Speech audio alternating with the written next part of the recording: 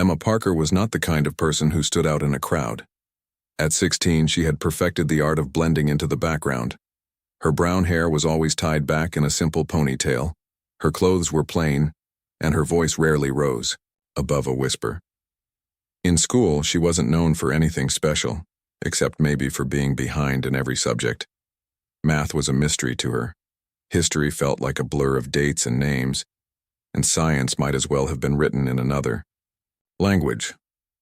Teachers often wrote comments on her report cards like, needs to participate more, or shows potential but lacks effort. Emma didn't argue with them. She knew they were right, but deep down she didn't really care. What Emma did care about were books, specifically science fiction novels. While other students spent their lunch breaks chatting or scrolling through their phones, Emma would sit alone under a tree near the edge of the schoolyard, lost in worlds where ordinary people became heroes. She loved stories about space exploration, alien encounters, and futuristic technology. To her, those stories weren't just entertainment. They were an escape from the monotony of her everyday life. In those pages, she could imagine herself as someone brave, someone important, someone who mattered. One Tuesday morning started like any other. The bell rang, signaling the end of first period, and Emma gathered her things slowly, dreading the next class. Chemistry was particularly difficult for her. She barely understood what the teacher was talking about most days, and lab experiments made her nervous. Still, she trudged along with the rest of the students, heading toward the classroom. As soon as Emma settled into her seat, the intercom crackled to life. "Attention, students and staff," came the voice of Principal Lewis. "We are conducting an unscheduled fire drill. Please exit the building immediately using the designated routes." Groans erupted around the room. Fire drills were inconvenient, especially when they interrupted lessons. Some students rolled their eyes while others complained loudly. Emma stayed quiet, slipping her notebook into her backpack before standing up with the rest of the class. As everyone shuffled out into the hallway, she noticed a strange weight in her bag. It hadn't been there earlier that day. Frowning, she reached inside and pulled out a small metallic object. It looked like a pen at first glance, but it was heavier than it should have been, and its surface was smooth and cold to the touch. There were no markings on it, no brand name or logo. Just a sleek silvery tube with a faintly glowing line running along its length. Emma turned it over in her hands, puzzled. Where had it come from? She couldn't remember putting it in her bag, and she certainly hadn't seen it before today. "Hurry up, Emma," called one of her classmates from farther down the hall. Startled, Emma stuffed the object back into her backpack and hurried to catch up.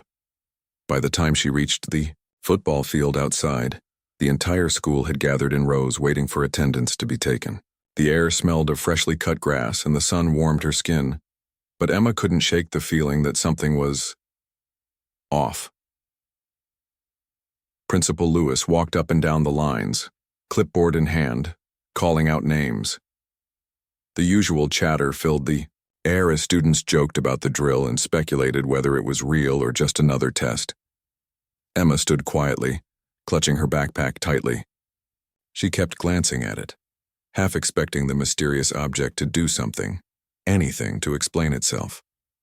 But nothing happened. For now, it seemed perfectly ordinary. Then, without warning, a deafening boom echoed across the field.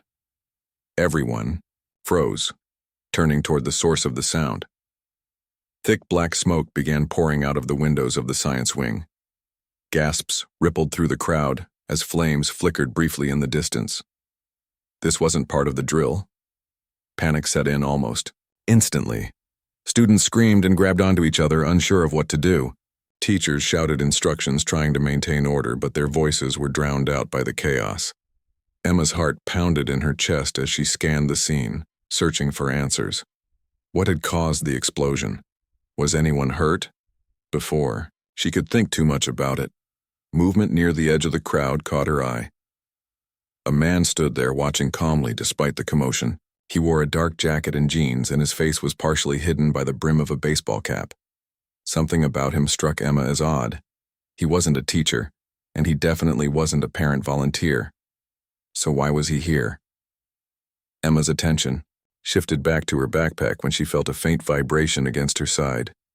The object inside was humming softly, growing warmer with each passing second.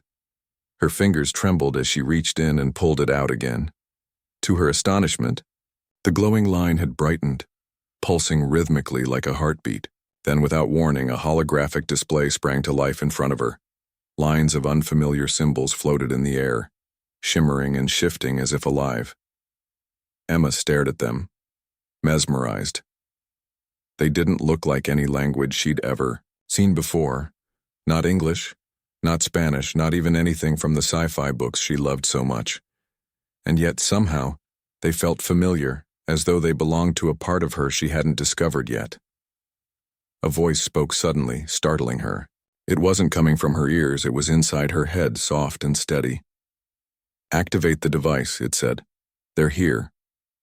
Emma blinked, looking around nervously. Who was here? And what did the voice mean?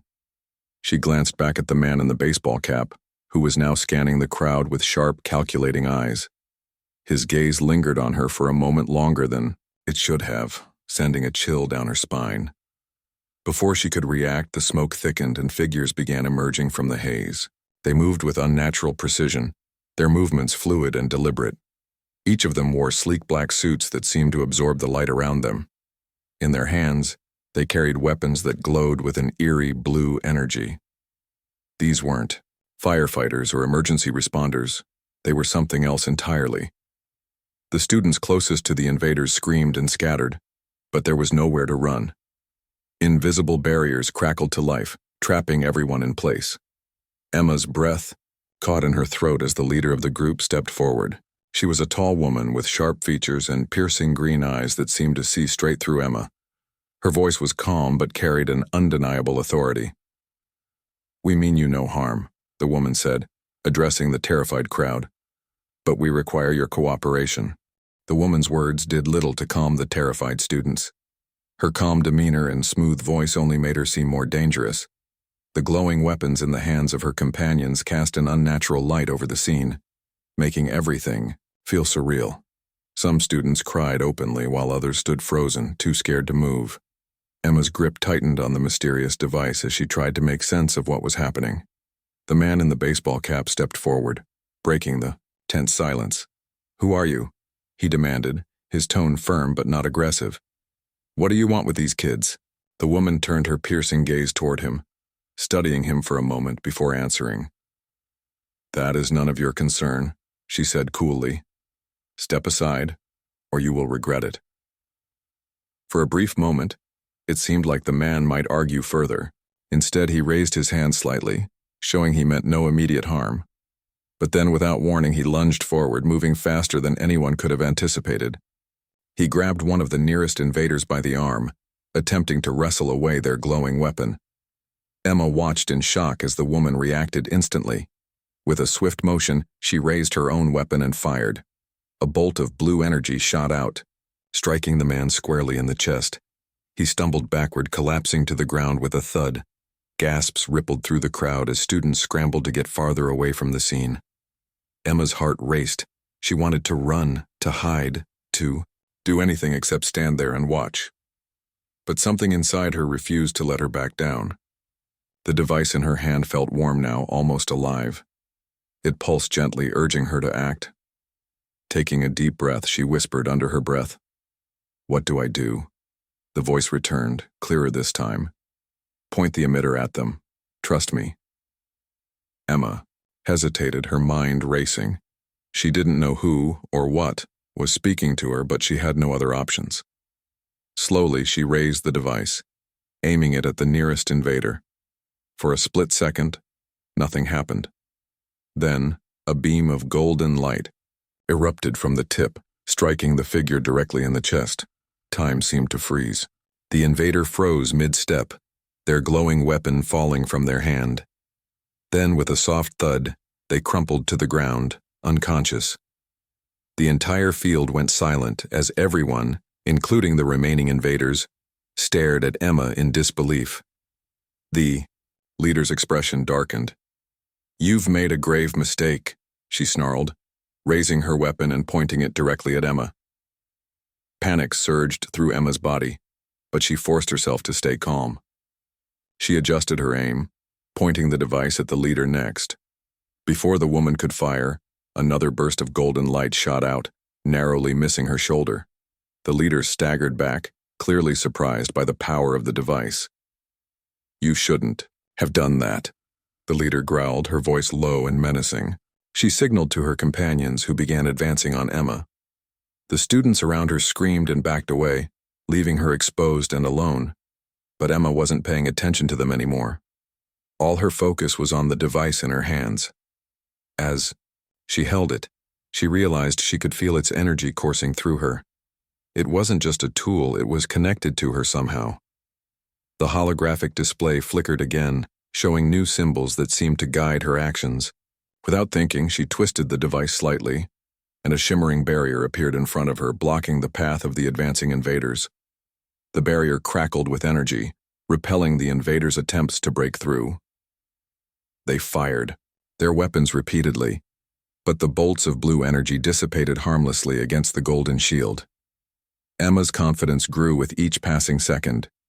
She wasn't just defending herself, she was protecting everyone else too. Behind her, the students began to rally. Though they were still frightened, they couldn't ignore what they were witnessing. Emma Parker, the quiet girl who had always faded into the background, was standing up to alien invaders with a strange device that seemed to bend the laws of physics. Inspired by her bravery, some of them started shouting encouragement. "You can do it, Emma," called a boy named Jake, his voice trembling but determined. "Take them down," added another student, clenching their fists. Even Principal Lewis, who had been cowering near the edge of the field, found his courage. "Listen to them, Emma," he shouted. "We're counting on you." Emma barely heard their words. Her mind was focused entirely on the task at hand. She experimented with the device, twisting it again to create a second barrier behind the invaders, trapping them between two walls of golden energy. The leader glared at her, her green eyes blazing with fury. "This isn't over," the woman spat. Not by a long shot. With a wave of her hand, the leader activated some kind of device on her wrist. In an instant, the invaders vanished, leaving behind only faint traces of smoke. The barriers Emma had created flickered and disappeared, leaving the field eerily quiet. For a moment, no one moved. The students stared at Emma, their faces a mix of awe and relief. She lowered the device, her hands shaking from exhaustion. What had just happened? Who were those people or creatures, and why had they targeted her school? As the adrenaline began to fade, Emma noticed movement near the edge of the field.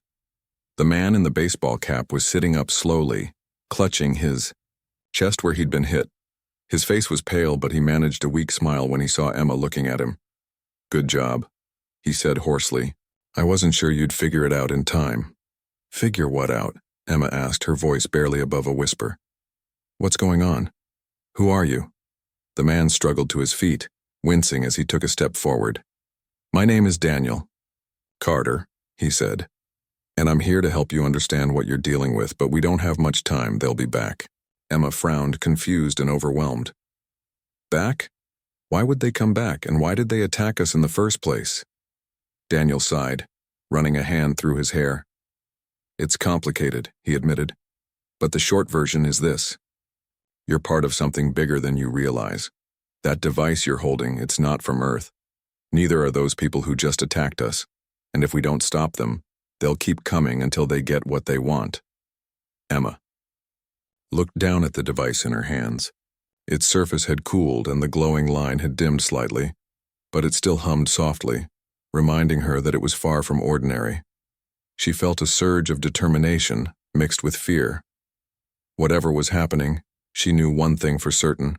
Her life would never be the same again. "What do they want?" she asked finally, her voice steadier now. Daniel hesitated, choosing his words carefully. "They're after something valuable," he said. "Something that's tied to you, to your DNA, specifically." Emma blinked, stunned. "My DNA? What does that even mean?"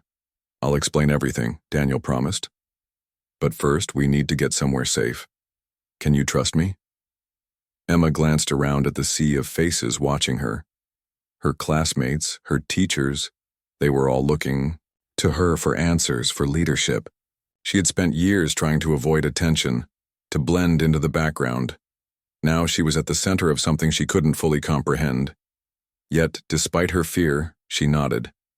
"Okay," she said. "I trust you." As Daniel led her away from the field, Emma couldn't shake the feeling that this was only the beginning. Daniel led Emma away from the football field, moving quickly but carefully.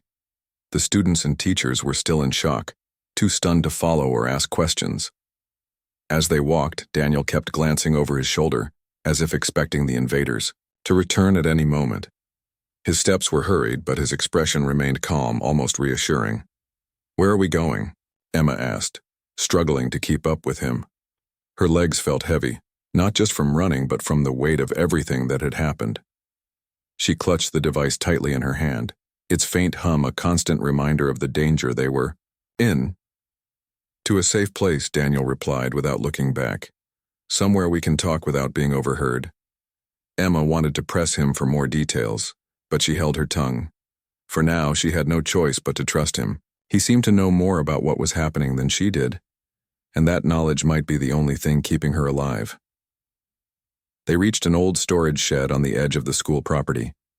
It was small and weathered, its paint peeling and its door slightly ajar. Daniel pushed it open and gestured for Emma to go inside. She hesitated for a moment, eyeing the dark interior warily, but then stepped through the doorway. Daniel followed, closing the door behind them. The shed smelled of dust and rust, and the air was thick with silence. A single beam of sunlight filtered through a crack in the wall, illuminating bits of broken furniture and discarded boxes. Daniel moved to one of the corners and began rummaging through a pile of tools. After a few seconds, he pulled out a small metallic box and opened it. Inside was a collection of gadgets and wires, none of which looked familiar to Emma. "What is all this?" she asked, curiosity outweighing her fear for a moment. "This is how I stay ahead of them," Daniel said, his tone serious. "It's equipment designed to block their tracking signals. They'll be looking for us soon, and we need to make sure they don't find us." Emma nodded slowly, though she didn't fully understand. She watched as Daniel worked, assembling something from the pieces in the box. His hands moved with practiced precision, and she couldn't help but feel a flicker of admiration for his calm demeanor. When he finished, he turned to face her.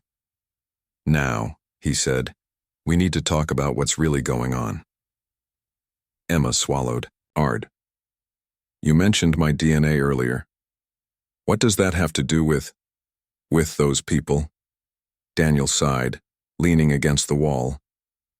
"Those people aren't human," he explained. "They're part of an advanced alien civilization. Their technology is far beyond anything we've developed on Earth. And right now they're searching for something very specific, genetic material that could give them an advantage." Emma frowned. "And you think they're after me because of my DNA?" "Yes," Daniel said, "but it's not just you. There are others like you, people whose genetic code has certain qualities that make you valuable to them." Emma shook her head, trying to process what he was saying. "I don't get it. Why would aliens care about our DNA? And why me? I'm nobody." "You're wrong about that," Daniel said firmly. "You may not see it yet, but you're special. That device you're holding, it chose you for a reason. It's tied to your biology, to your genetic makeup. Whoever created it knew exactly who would be able to use it." Emma looked down at the device in her hand. Its surface was smooth and cool, and the glowing line had dimmed even further, but it still pulsed faintly as if alive. "Who created it?" she asked. "That's a question I wish I had the answer to," Daniel admitted. "What I do know is that it's ancient, older than anything we've ever discovered on Earth. It's not just a weapon, it's a key to understanding the universe in ways we can't even imagine." Emma felt a chill run down her spine. "So what happens now?" she asked quietly. "Now," Daniel said, "we prepare. Those invaders will come back, and next time they won't hold back. We need to figure out how to use that device to its full potential. If we don't, we won't stand a chance." Emma nodded. determination replacing some of her fear. How do we start? Daniel smiled faintly. First, we test its limits. You've already seen what it can do, create barriers, fire energy beams. But there's more, much more. The symbols you saw earlier, they're instructions. Once you learn how to read them, you'll unlock new functions. Emma frowned. But I don't understand those symbols. They're not like any language I've ever seen. They're not meant to be understood with your eyes, Daniel said. They're meant to be felt. Trust the connection you have with the device. It will guide you. Emma closed her eyes, focusing on the hum of the device in her hand. Worrying. First, nothing happened. Then gradually she began to sense something, a faint vibration like a melody playing just beneath her thoughts. Images flashed in her mind, shapes, patterns, movements. She opened her eyes, startled. I saw something, she said. Like pictures in my head. That's it, Daniel said, nodding. The device is teaching you. Keep practicing, and you'll learn how to control it. For the next hour, Emma experimented with the device under Daniel's guidance.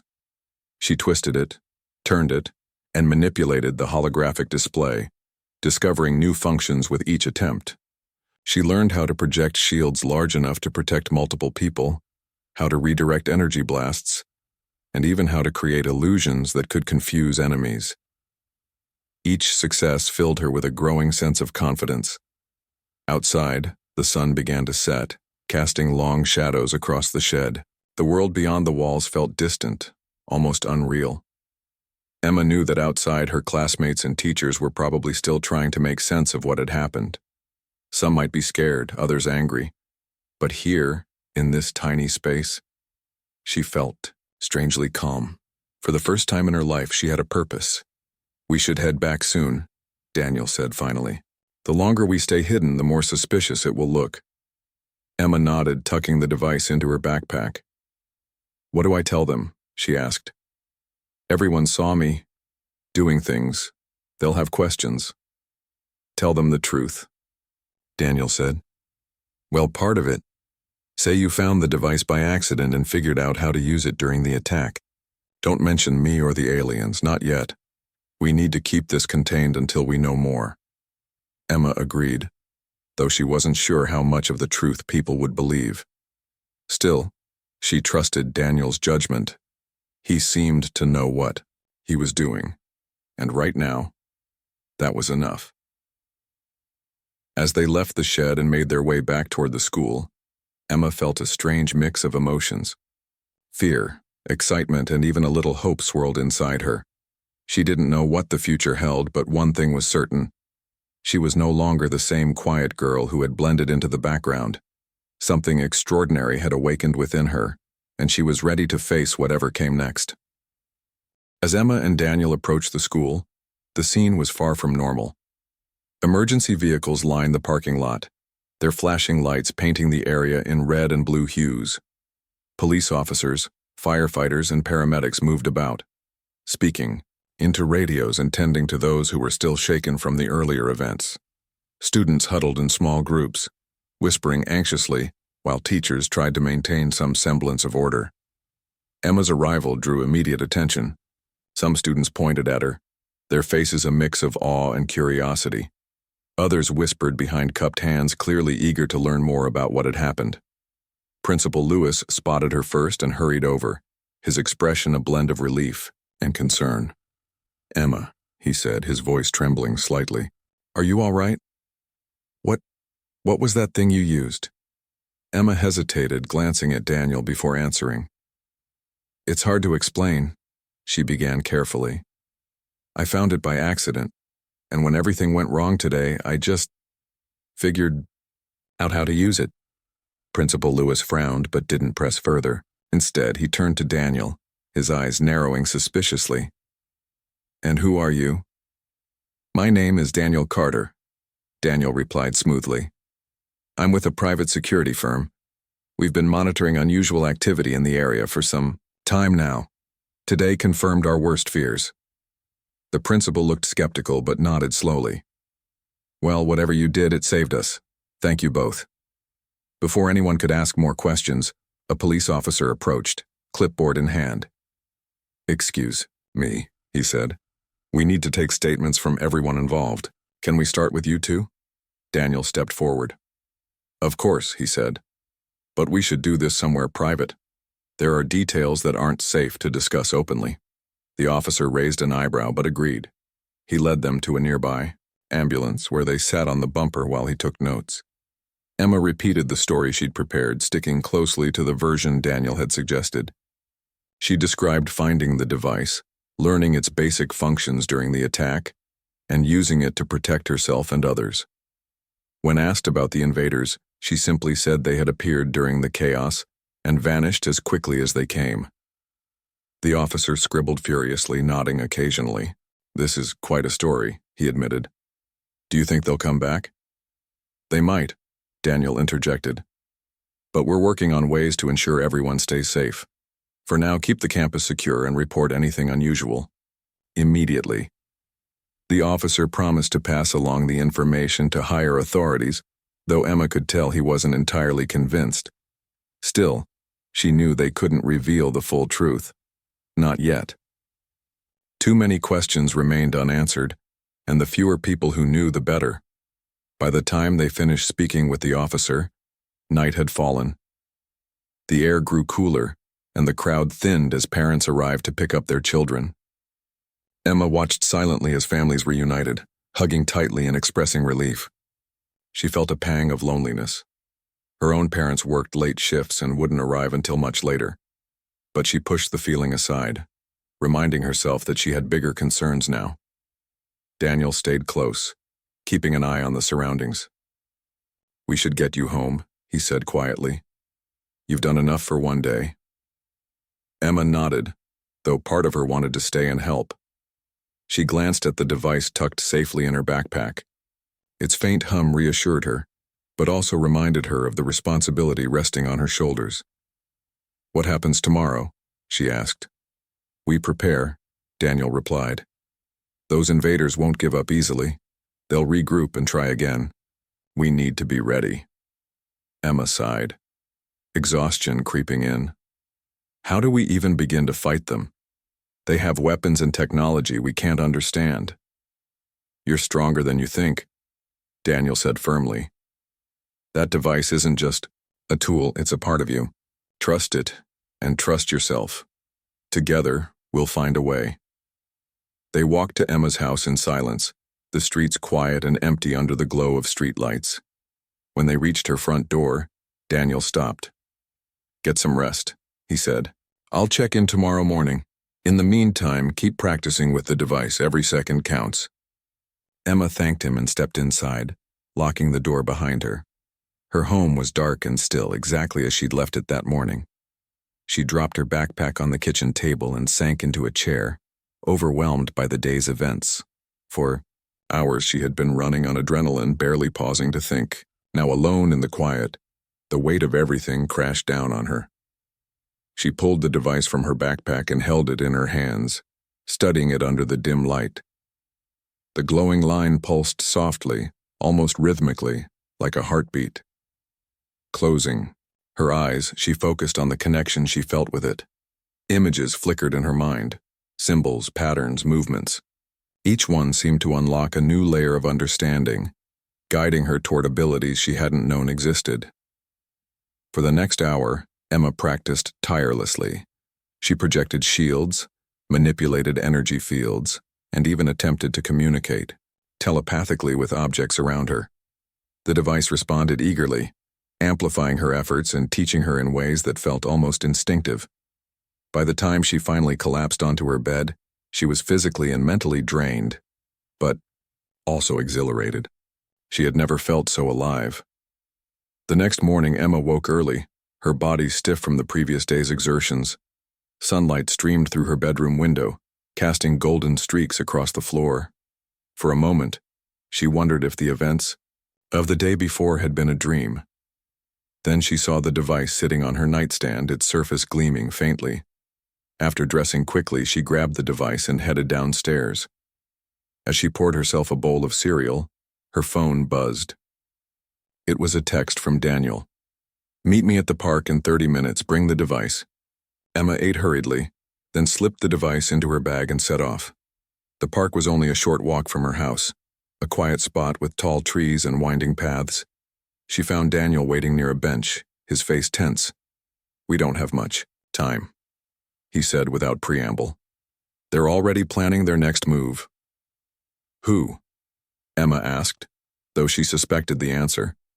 "The same aliens who attacked yesterday. I intercepted part of their communication last night. They're preparing reinforcements." Emma's stomach churned. "What does that mean for us?" "It means we need to act fast," Daniel replied. "Their ship is still orbiting Earth. If we can disable it, we might buy ourselves enough time to figure out a permanent solution." "And how do we do that?" Emma asked, her voice wavering. "You'll lead the effort," Daniel said. "Your connection to the device gives you unique abilities. With training, you can amplify its power and target their systems directly." Emma stared at him, stunned. "Me? Lead? I'm just a student. I don't know the first thing about fighting aliens." "You've already started," Daniel reminded her. "Yesterday proved that. You protected hundreds of people. That's leadership, Emma. Now, we build on that."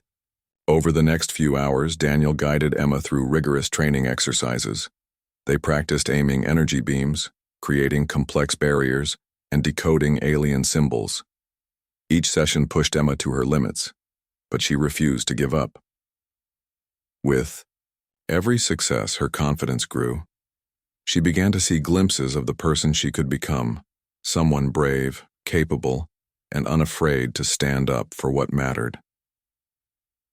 By mid-afternoon, they decided it was time to test her skills against real-world conditions. Using a drone Daniel had brought along, they simulated an attack scenario. Emma stood her ground, manipulating the device with precision. She disabled the drone effortlessly, sending it spiraling to the ground. "That was incredible," Daniel said, smiling for the first time. "You're ready." "For what?" Emma asked, wiping sweat from her forehead. "For the final step," Daniel replied. "Tonight, we strike back." Night fell quickly, cloaking the world in darkness. Emma stood on a hill overlooking the school, her breath visible in the cool air. The device rested securely in her hands, its faint hum a steady reminder of the power it held. Beside her, Daniel adjusted the settings on a small handheld gadget, his movements precise and deliberate. "We're almost ready," he said, glancing up at the sky. "Their ship is in orbit, but we can create a temporary window to access their systems. Once we do, you'll need to act fast." Emma nodded, though her heart raced with nervous energy. She had spent the entire day preparing for this moment, but nothing could truly erase the fear gnawing at her insides. Still, she reminded herself of what was at stake. Not just her life, but the lives of everyone she cared about. If she didn't succeed, the invaders would keep coming, and next time they might not hold back. "Tell me again what I need to do," Emma said, her voice steadier than she felt. Daniel turned to face her, his expression serious. "When the signal connects, you'll use the device to send a concentrated pulse of energy into their mainframe. It's like hacking, but on a much larger scale. The symbols will guide you. Just follow the patterns you've been practicing." "And if I mess up?" Emma asked. "You won't," Daniel said firmly. "You've already proven yourself stronger than you think. Trust the device, and trust yourself." Emma took a deep breath, letting the words sink in. She closed her eyes for a moment, focusing on the connection she shared with the device. Its warmth spread through her hands, calming her nerves and sharpening her focus. When she opened her eyes again, she felt ready, or as ready as she could be. "All right," Daniel said, holding up the gadget. "Here we go." He pressed a button, and a soft whirring sound filled the air. A beam of light shot upward, slicing through the night sky. For a brief moment, the stars seemed to dim, replaced by a faint shimmer in the atmosphere. Then a holographic display flickered to life above them, showing streams of alien symbols that pulsed and shifted like living code. "This is it," Daniel said. "Now or never." Emma stepped forward, raising the device. The glowing line brightened instantly, responding to the surge of energy in the air. She twisted the object slightly, aligning it with the floating symbols. As she did, the patterns began to make sense, flowing into her mind like pieces of a puzzle falling into place. "Focus," Daniel urged. "You're almost there." Emma concentrated harder, channeling all her energy into the device. Her fingers moved instinctively, tracing paths across the holographic interface. Each movement sent ripples of golden light cascading outward, connecting with the alien signals. Slowly, she built a bridge between her device and the invader's ship. Suddenly, the ground beneath her feet trembled. A low rumble echoed in the distance, growing louder with each passing second. Emma glanced over her shoulder, her eyes widening as three figures emerged from the shadows. They wore the same sleek black suits as before, their weapons glowing ominously. "They're here," Daniel muttered, stepping protectively in front of Emma. "Finish it. I'll hold them off." Emma hesitated, torn between helping Daniel and completing the task. But when she saw the determination in his eyes, she knew what she had to do. Turning back to the device, she poured every ounce of strength she had left into the final sequence. The invaders fired their weapons, bolts of blue energy crackling through the air. Daniel dodged and countered, using gadgets from his pockets to deflect their attacks. Explosions lit up the hillside, casting eerie shadows across the landscape. Despite the chaos, Emma remained focused, her hands moving faster and more confidently than ever before. Finally, the last symbol clicked into place. A surge of golden light erupted from the device, shooting skyward like a beacon. The shimmer in the atmosphere intensified, then collapsed inward, vanishing completely. For a moment, everything went silent. Then, far above them, a brilliant flash illuminated the night sky. The invaders froze, their weapons faltering as the glow faded. One by one, they dropped to their knees, clutching their heads as if in pain. Within seconds, they disappeared, leaving behind only faint traces of smoke. Emma lowered the device, her arms trembling with exhaustion. She turned to Daniel, who was leaning against a tree, breathing heavily but smiling. "You did it," he said, his voice filled with pride. "You disabled their ship." Emma wanted to feel relief, but instead, she felt a strange emptiness. The immediate danger was gone, but she knew this wasn't the end. Somewhere out there, the aliens were regrouping, planning their next move, and she would have to be ready. The days that followed were surreal. News outlets reported the incident as a gas leak explosion, avoiding any mention of alien invaders or mysterious devices. Students returned to school, trying to resume their normal routines, though whispers of Emma's heroics lingered in the hallways. Teachers treated her differently, now offering praise and encouragement she had never received before. Even Principal Lewis made a point to thank her personally, calling her actions inspirational. But Emma didn't care about the attention. What mattered most was the change within herself. She no longer saw herself as the quiet girl who blended into the background. She had faced unimaginable danger and come out stronger on the other side. Her grades improved dramatically, not because she suddenly loved school, but because she realized she was capable of far more than she'd ever imagined. Daniel stayed in touch, checking in regularly to ensure she continued practicing with the device. He warned her that the aliens wouldn't give up easily, and she needed to stay vigilant. Though the thought frightened her, it also motivated her. She spent her evenings experimenting with new functions, unlocking abilities she hadn't known existed. One evening, as she sat alone under the same tree where she used to read her sci-fi novels, Emma reflected on how much her life had changed. The books she once escaped into now felt like prophecies, foreshadowing the path she was destined to walk. She smiled faintly, running her fingers over the smooth surface of the device. Far above Earth, in the depths of space, the alien fleet regrouped. Their leader, the tall woman with piercing green eyes, stood on the bridge of their damaged ship, gazing down at the blue planet below. Her expression was unreadable, but her voice carried a note of determination. "This isn't over," she said softly. Not by a long shot. And somewhere deep inside, Emma felt the device, hum in agreement.